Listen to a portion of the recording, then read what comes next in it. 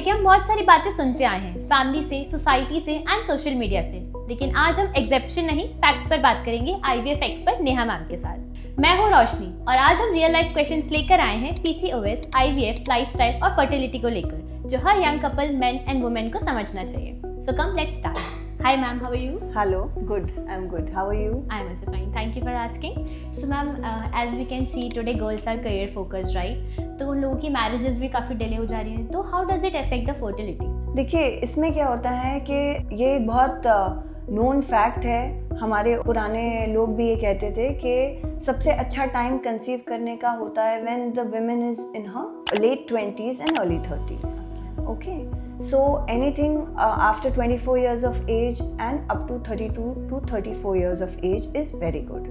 लेकिन अब जैसे जैसे टाइम आगे जा रहा है, women are also equally career oriented हैं, वर्क कर रहे हैं एंड बहुत सारे लोगों पे फैमिली की भी रिस्पॉन्सिबिलिटीज़ है, जिसके वजह से वो अपने प्रेगनेंसीज को, मैरिजेस को डिले करते हैं। तो ऐसे केस में ये बहुत ज़रूरी है कि हम इस चीज़ को समझें, ठीक है ना।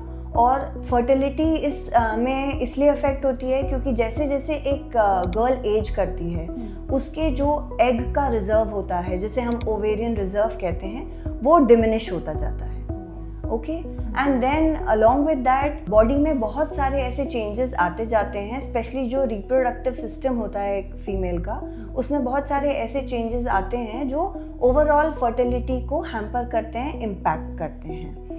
एंड जैसे जैसे हम एज करते हैं वैसे वैसे बहुत सारे डिजीज़ेस भी होते हैं जो हम अक्वायर करते चले जाते हैं। जैसे आज की डेट में बहुत कॉमन है थायराइड का प्रॉब्लम, है ना। So many people are having this problem, देखने को मिल रहा है। Then irregular periods has become so very common. PCOS के अलावा भी आजकल बहुत कॉमन है ये देखना कि पीरियड्स गर्ल्स के इर्रेगुलर हो रहे हैं। फिर देन अगेन ओबेसिटी, मोटापा, ये खुद ब खुद एक बहुत बड़ा इशू है। मतलब एक डिजीज़ ही है, एक पैंडेमिक सा क्रिएट हो गया है ओबेसिटी का। तो ये सारी ही चीज़ें हमारे ओवरऑल फर्टिलिटी को भी अफेक्ट करती हैं। लेकिन जो सबसे इम्पॉर्टेंट चीज़ है वो एज। जैसे जैसे हमारी एज आगे जाती है, हमारी फर्टिलिटी ड्रॉप होती जाती है। एंड बिकॉज क्योंकि हमारा जो नेचुरल सिस्टम भगवान ने बनाया है वो इसी तरीके से बनाया गया है कि हमारा सबसे अच्छा फर्टाइल पीरियड होता है 25 to 35 years of age. Okay, so you mean कि 25 to 30 के बीच लड़कियों को शादी कर लेनी चाहिए? At least if they can't marry, then they should definitely consult अपने gynecologist को consult करके later on के लिए क्या options हैं उसके बारे में बात करना चाहिए। जैसे आजकल एक अपकमिंग ट्रीटमेंट है जिसमें एग फ्रीज किया जाता है, एग फ्रीजिंग की जाती है। तो you should talk to your doctor, discuss it, जिससे कि आप जैसे हम अपने फ्यूचर के लिए सेव करते हैं बैंक में अपने पैसों को, उसी तरीके से हमें अपने एग्स को भी प्रिजर्व करना चाहिए एग बैंकिंग के थ्रू। Okay girls, advance technology, you should take a note for this, right? Okay ma'am, so जैसे कि अभी आपने बताया एग फ्रीजिंग के बारे में, तो क्या आप इसको थोड़ा डिटेल में एक्सप्लेन कर सकते हैं? सो एग फ्रीजिंग एक ऐसा प्रोसीजर है जिसमें हम फीमेल के जो एग्स होते हैं उनको प्रिजर्व करके रखते हैं। जिस तरीके से बहुत सारी चीज़ें आजकल प्रिजर्व हो रही हैं, उसी तरीके से एग फ्रीजिंग करी जाती है। ये प्रोसीजर यंग गर्ल्स में, specially when the age is between 25 to 35 years, जो लोग अपने मैरिज प्लान नहीं कर पाए हैं या अभी करियर के वजह से मैरिड होते हुए भी आगे कंसीव नहीं करना चाह रहे हैं, तो उन लोगों के लिए egg freezing and embryo freezing एक बहुत अच्छा ऑप्शन है। एग फ्रीजिंग में जो फीमेल होती है उसके कुछ बेसिक ब्लड टेस्ट कराए जाते हैं एंड ब्लड टेस्ट के बाद उनको हम एग बनाने के इंजेक्शंस देते हैं, जिसे ओव्यूलेशन इंडक्शन कहा जाता है। ये इंजेक्शंस लगभग 8 से 9 दिन पेशेंट को लेने पड़ते हैं। इस दौरान हम उनके 2-3 अल्ट्रासाउंड्स करते हैं और जब हमको दिखता है कि उनके एग्स पूरे तरीके से बड़े और मैच्योर हो गए हैं, तब फिर हम उन्हें ट्रिगर करते हैं। ट्रिगर मतलब उन्हें मैच्योर करना एक तरीके से। उसके बाद हम पेशेंट को अंडर एनेस्थीसिया लेते हैं और एक एग पिकअप नीडल होती है जिसको हम ट्रांसवेजाइनली यूज़ करते हैं एग्स के फ्लूइड को रिट्रीव करने के लिए।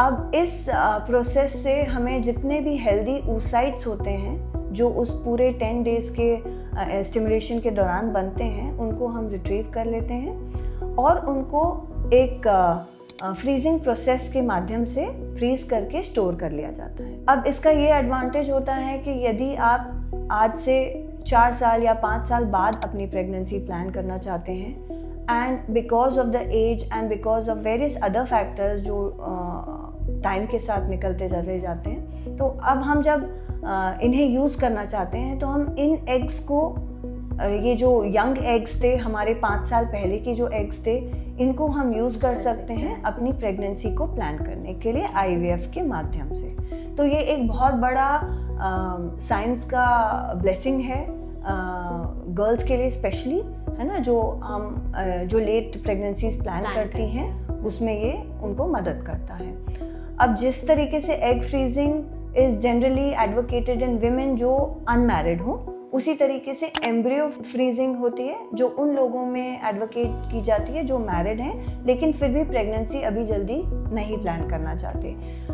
उन लोगों में क्योंकि they already have a partner, तो हम एग और स्पर्म दोनों ही रिट्रीव करते हैं, एम्ब्रियो बना लेते हैं यानी बच्चा बना लेते हैं और एम्ब्रियो को ही फ्रीज करके रख लेते हैं फ्यूचर यूज़ के लिए। तो इस तरीके से ये एक प्रोसीजर है जो आज के टाइम में बहुत सारे लोग जिसका यूज़ कर रहे हैं अपनी फर्टिलिटी प्रिजर्व करने के लिए। It is very common in metro cities और अब हमारे शहर में भी ये बहुत कॉमन हो गया। एंड इससे बेबी की हेल्थ कोई इफेक्ट नहीं, इससे बेबी की हेल्थ पे कोई फ़र्क नहीं पड़ता है। Healthy baby. मैम जैसे